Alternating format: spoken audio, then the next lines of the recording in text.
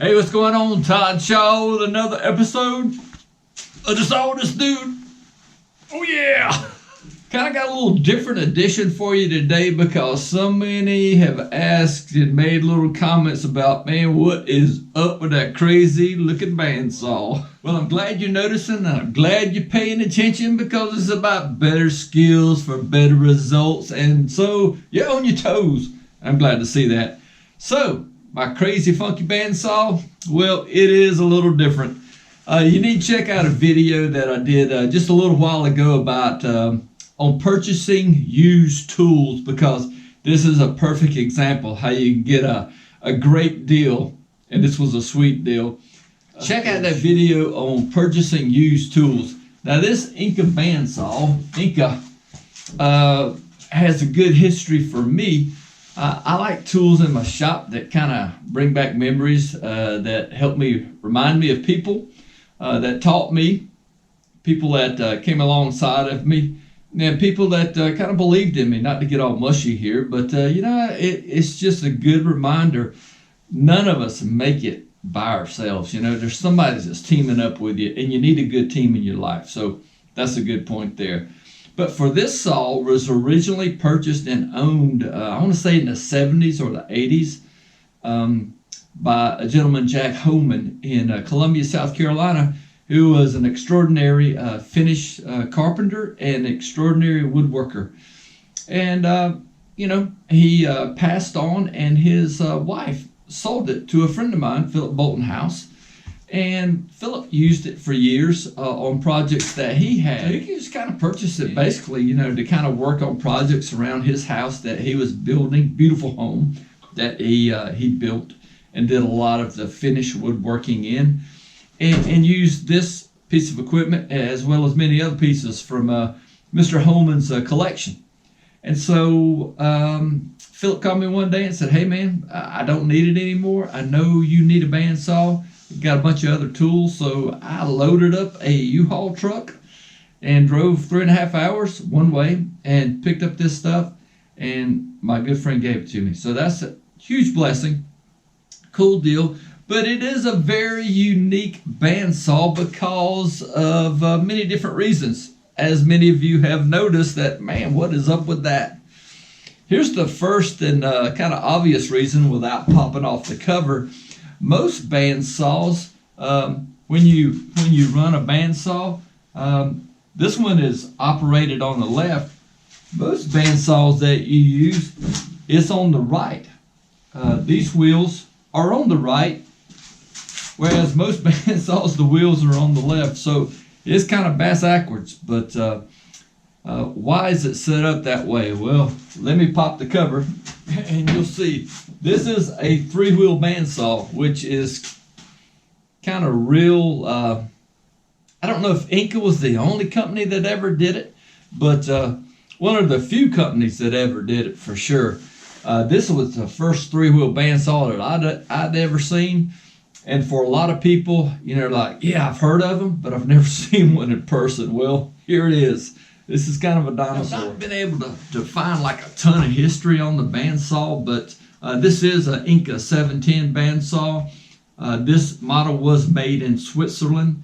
As later on they sold out and kind of moved to France. The greenish covers are the Swedish made ones. Later they kind of changed the cover color to a bluish gray, and those were made in France.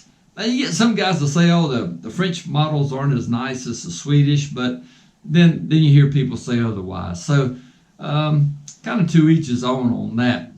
On this particular system, it does have a 3-bearing guide system. There's 3 bearings here on top, and then underneath right here, there's an additional 3 bearings.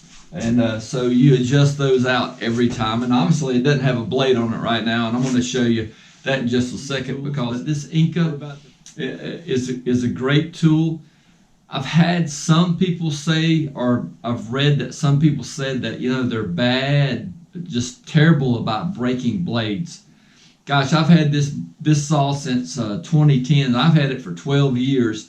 The only time I've ever broken a blade is when the blade was just flat worn out, and you'll get a real distinct, you'll get a different sound when the blade's getting ready to break. I mean, it's kind of like when a flat tire is, your tire's about to go down on your car. Yeah, you know before it happens. But I've never had the problem. Perhaps maybe it's just over tension on the blade and too much stress on the blade, which may cause that. But I've never experienced that. Over the back wheel, go around this little power box. This is the only thing that's just kind of in the way. And then feed my wheel on there. Now, one thing that you'll want to do, we kind of got the blade resting in spot, but one thing that I want to do, I just want to open up my bearings. And one thing we want to, I've kind of just got my blade resting in spot, but one thing that I want to do is just kind of open up my bearings, and I'll just take these set screws and I'm going to spread my bearings out like this. Now I want to do the same thing below, because below the deck surface here there is another set of bearings, and sometimes sawdust kind of clogs all these little screws up here, and I'll just spread my bearings apart there. I get this one on the side. Then I'll come over here to the back and I'll just start tightening up my blade from in here. I just want to get it where it drops down. I do mine kind of look at it this way from in here. If I've got a straight edge from in here, I get it where it drops down about a quarter of an inch, and that's all I tighten it. Right there, it's about a 1/4 inch down. You know, if you really over tighten it, that will cause your blades to fail. And so for me, on this particular bandsaw, like I said, in 12 years, I've never had a problem with it going south on me.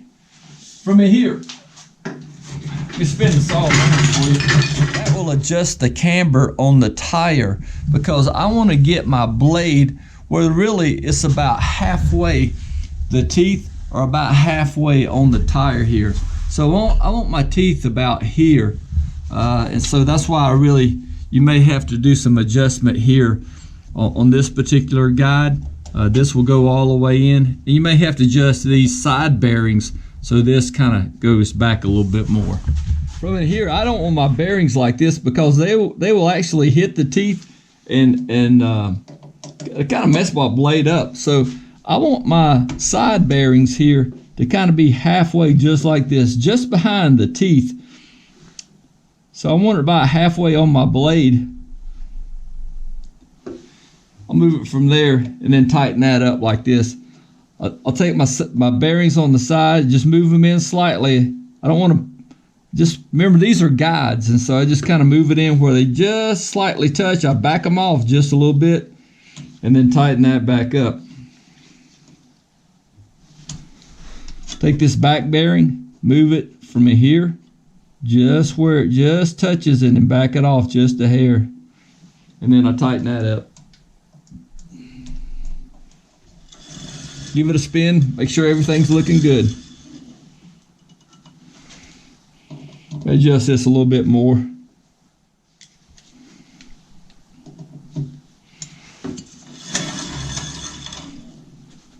Good. And then I go below and just do the same thing again. Now, the only thing I need to do is just kind of slide my guide back over. Get it, there's a little zero right here, just zero it out, just kind of eyeball. I really don't use those numbers. And make sure my cord's out of the way. Flip this cover back over. And then I can put the safety cover back over like this. Goes to the top first, and then kind of clicks on the bottom. I've got it rigged up where this is the dust collection on the side over here was the original. Yeah, you can see under here, you can even adjust the table. This has got a different and new motor on it, so you can replace the parts on it. And then I saw another guy, he just kind of used a hole saw and cut in a port over here for dust collection. Cut a hole over here, which added the dust collection, and kind of rigged up his hose so that the dust collection, because a lot of dust does collect in all of these little cavities over here, which is structurally, it makes it structurally sound, but it also is the thing about clogging up and filling up full of dust. Sawdust. Boom, that's it. The Inca 710 3-wheel bandsaw.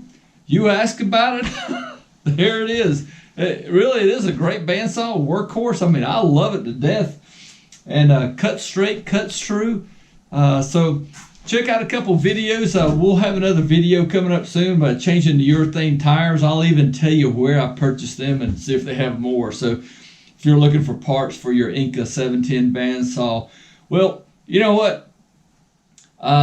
Old tools were made to last. So don't think you always got to have the latest, greatest new thing. Hey, cool deal. I appreciate you watching the Sawdust Dude. Remember, it's about learning better skills for better results.